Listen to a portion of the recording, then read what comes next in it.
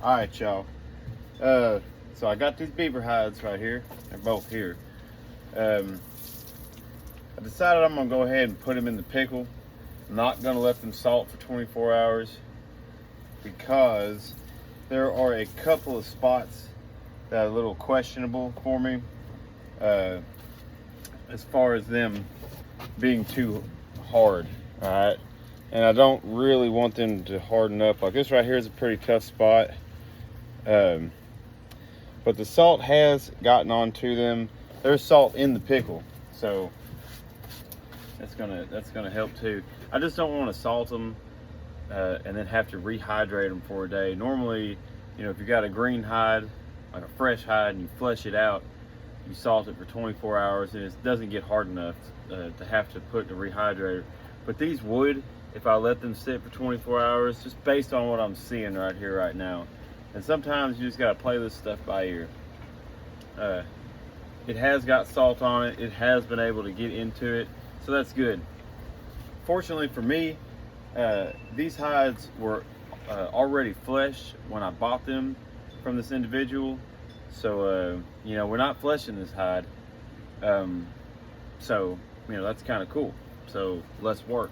So, the pickling process that I use all True Bond products, all right?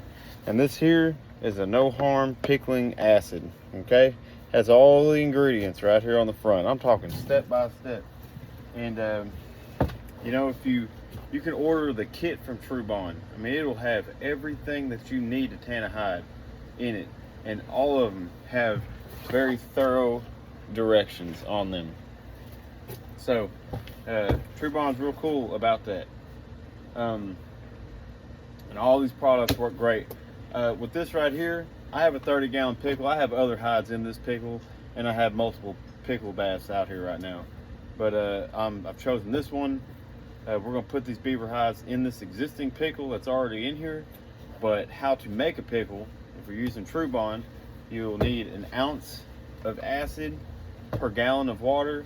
You'll need 1 pound of salt per gallon of water. I have a 30-gallon pickling bath right here. So I got 30 gallons of water, 15 ounces of no harm pickling acid, True Bond, and 30 pounds of salt in here. Mix it up super, super good. Man, you just always have a pH strips. Now this one right here, I had to order this from McKinsey Taxidermy. This one here is able to read from 0 to 3. That's what you want. You don't need to really read any higher than that.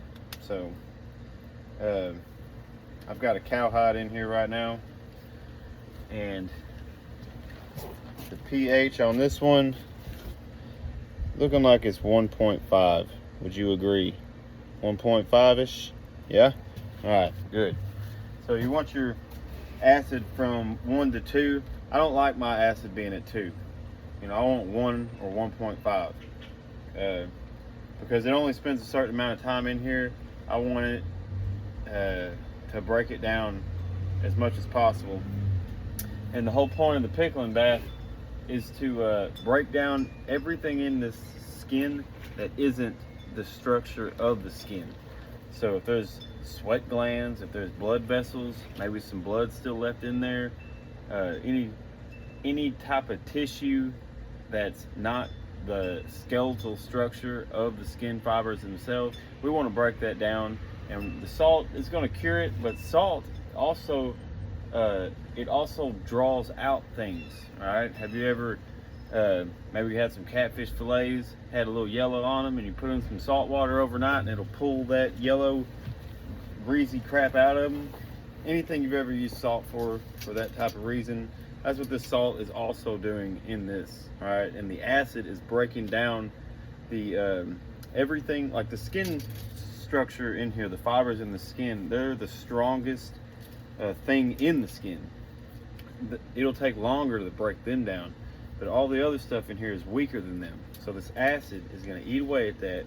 The salt's going to cure the hide, as salt does, and the salt is also going to pull out everything that gets dissolved from the acid. So everything is kind of working together in this pickling process.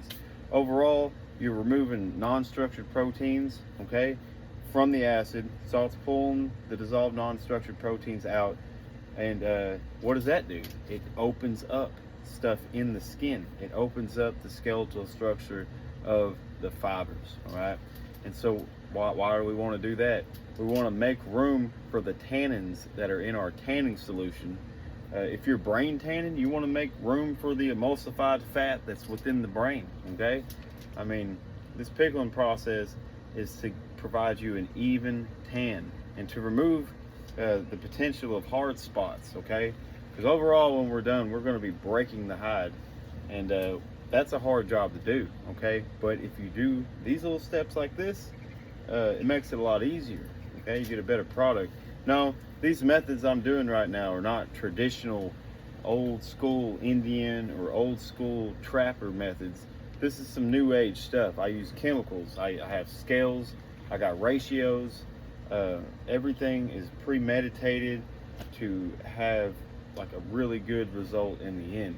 So, you know, overall, it's preference on how you want to tan your hide. If you want to tan a hide and do it traditionally, you know, I'm gonna make some videos on that. That's how I started.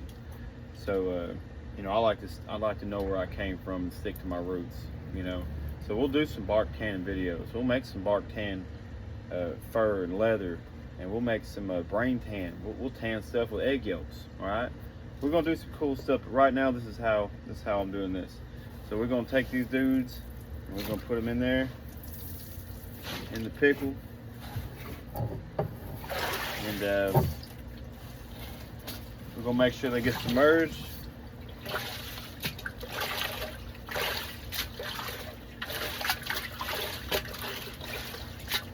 Bada bing, bada boom. There you go. You know, let me just show you. Now, this pickle here, it's been used. It's about time to switch it out. All right, it's pulled out a lot of stuff. You know, they start off real clear, nice and pretty, but you know, I use them about 2 or 3 times. Just depends on what they look like. But anyhow, you know, and I say all that stuff about traditional tanning and things just to kind of entice you to just stick around with me and see what I got going on in the upcoming videos, because I'm about to upload a bunch of videos on how to do the stuff that I'm going to be doing here pretty soon, so including this one. So if you hadn't liked and subscribed, check it out. I'm going to be trying to explain everything in great detail, so not only do we know what to do when it comes to tanning a hide, but we know why we're doing what we do. And what we're doing, we're going to know what it does. We're going to know the purpose of every method of the process. We're going to know everything about it. So you're about to get educated on hide tanning. I'm not saying that I'm the best hide tanner around, but I have done a lot of research and I've put it to practice, and I've experienced the outcome of failure and success and everything in between on tanning hides. So I still got a lot of room to grow. If you can share some information with me that would help me out, I surely would appreciate it. But so far we got our dried hide rehydrated, and we've got it salted, and now we've got it in the pickle. All right, we're going to leave it there for, I don't know, 72 hours. How about that?